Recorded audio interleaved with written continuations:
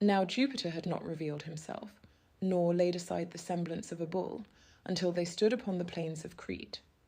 But not aware of this, her father bade her brother Cadmus search through all the world until he found his sister, and proclaimed him doomed to exile if he found her not. Thus was he good and wicked in one deed. When he had vainly wandered over the earth, for who can fathom the deceits of Jove, Cadmus, the son of King Agenor, shunned his country and his father's mighty wrath. But he consulted the famed oracles of Thebes, and inquired of them what land might offer him a refuge and a home.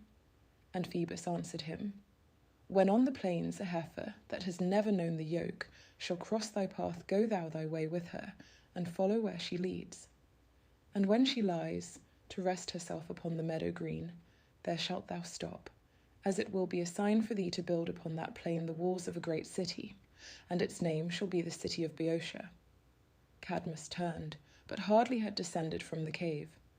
Castalian, ere he saw a heifer go unguarded, gentle-paced, without the scars of labour on her neck, he followed close upon her steps, and silently adored celestial Thebes, author of his way, till over the channel that Cephissus wears he forded to the fields of Panope, and even over to Boeotia.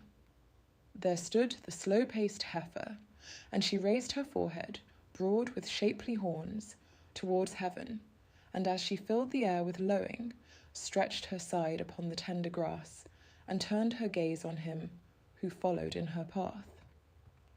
Cadmus gave thanks and kissed the foreign soil, and offered salutation to the fields and unexplored hills.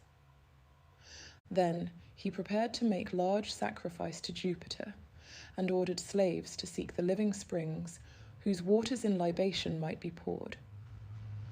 There was an ancient grove, whose branching trees had never known the desecrating axe, where hidden in the undergrowth a cave, with osiers bending round its low-formed arch, was hollowed in the jutting rocks, deep found in the dark centre of that hallowed grove. Beneath its arched roof a beauteous stream of water welled serene. Its gloom concealed a dragon, sacred to the warlike Mars, crested and gorgeous with iridescent scales, and eyes that sparkled as the glow of coals.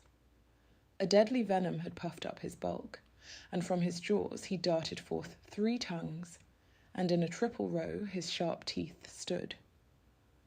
Now those who ventured of the Tyrian race, misfortuned followers of Cadmus, took the path that led them to this grove, and when they cast down, splashing in the springs, an urn, the hidden dragon stretched his azure head out from the cavern's gloom, and vented forth terrific hissings.